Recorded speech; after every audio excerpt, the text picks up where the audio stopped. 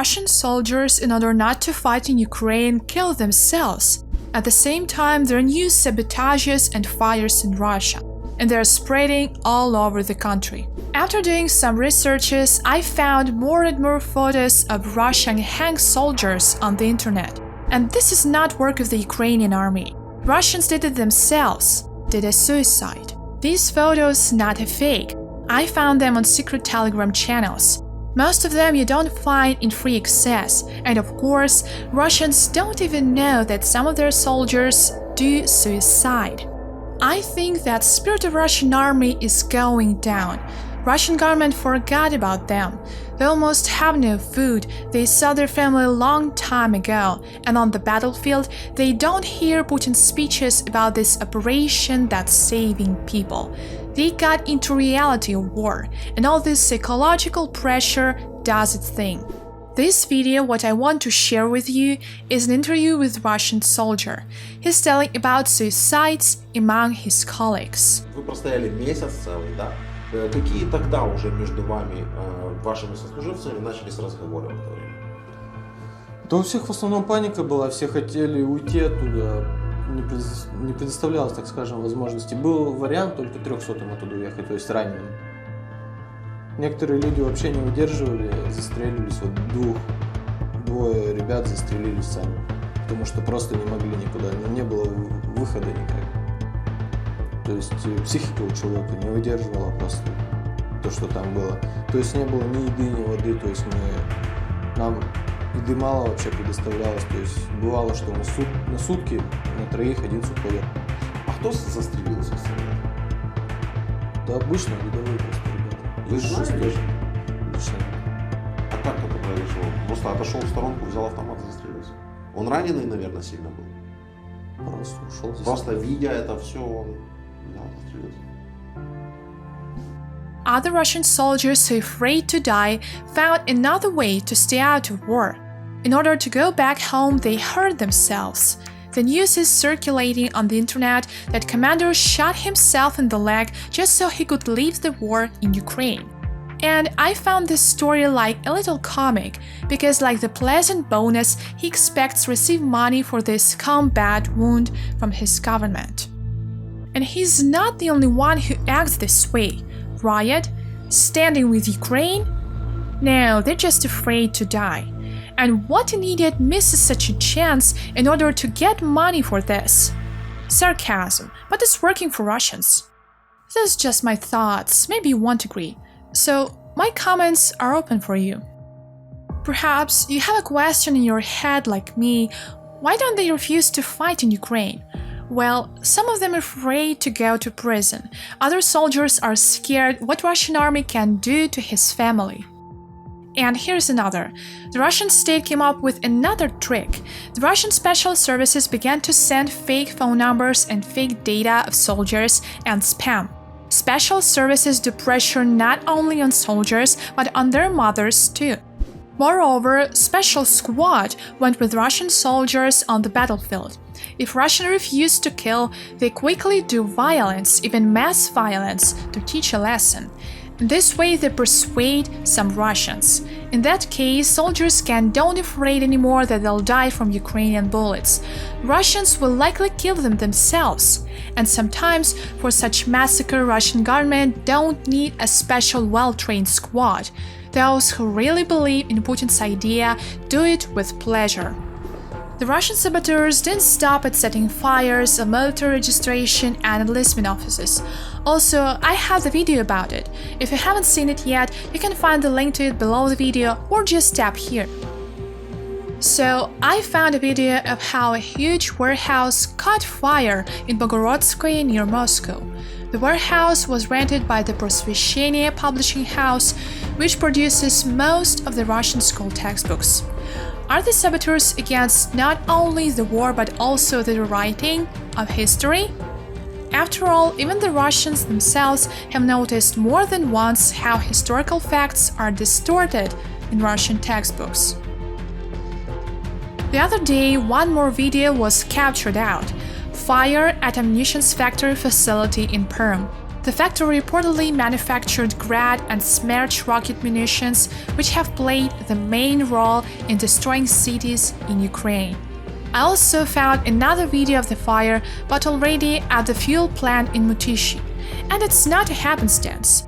I see the situation like saboteurs deliberately did the arsons to stop the arms shipments to the territory of Ukraine. We see that saboteurs doing these arsons fight with their own government. But what about their relatives? Do they need to fight them too? While I was reading many articles, one thing got me shocked. Well, one of many. The attitude Russian mothers towards their sons. It seems like not even close to loving parent who's afraid for her own child, who's scared that he'll die. No, they believe in their president. Just watch this video about Russian soldier talking to his mother. Зачем россияне? Зачем россияне пришли на Украину убивать украинский народ?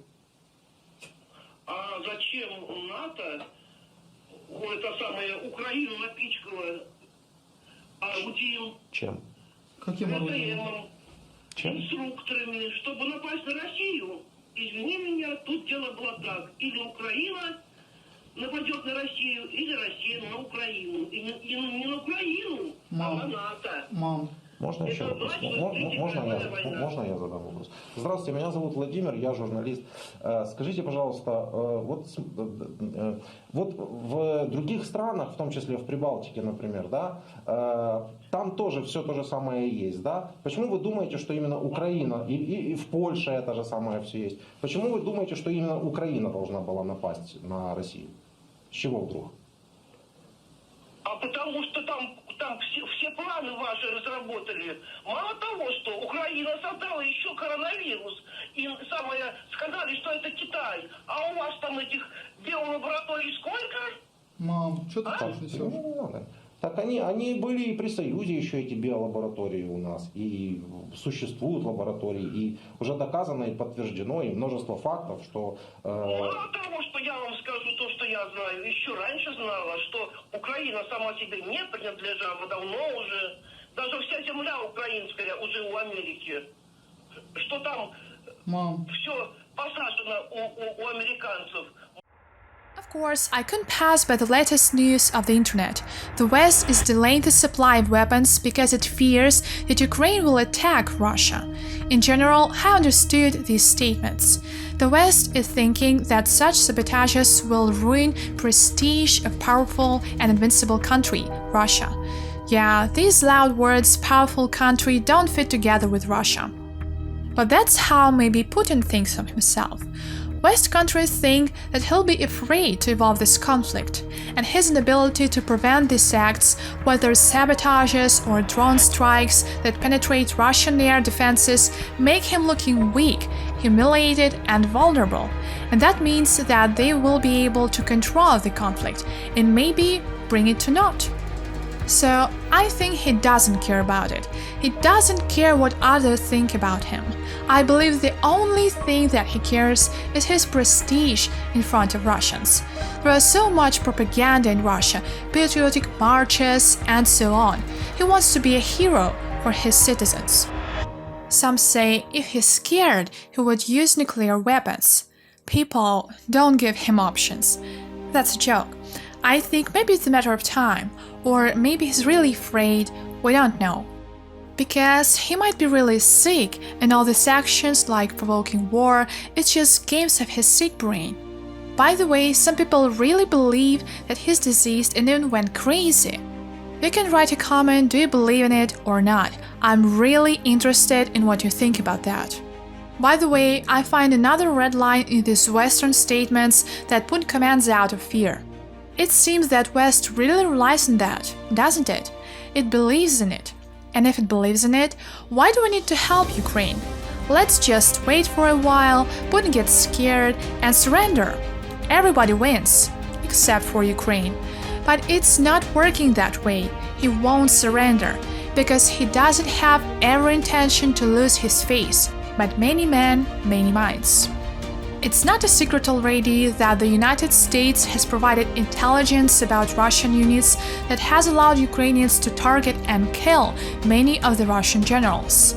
Ukrainian soldiers killed 12 generals on the front lines, and all this thanks to the US foreign intelligence.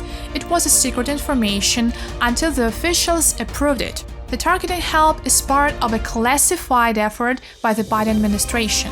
That intelligence also includes Russian troop movements and secret Russian battle plan for the fighting in the east of Ukraine. US officials didn't want to reveal the secrets of how they got this information. Of course, this is because these methods stopped working. And although the main purpose of such secrecy not to provoke Putin for more harsh actions, providing all this information is really good help. All these sabotages like huge fires, some posts on social media, cyber attacks, maybe it really has an impact on war evolving. Maybe next time some Russian soldiers put their weapon down and others refuse to go to Ukraine. I don't know. But what we know for sure that Russian soldiers weren't ready for this. To see real deaths of people, to be a witness of explosions and screaming of wounded comrades. But that's the reality of war. If you like the video, support it with like. You can find me on Twitter. There are a lot of different information that you won't find on YouTube channel. New posts every day. Thanks for watching.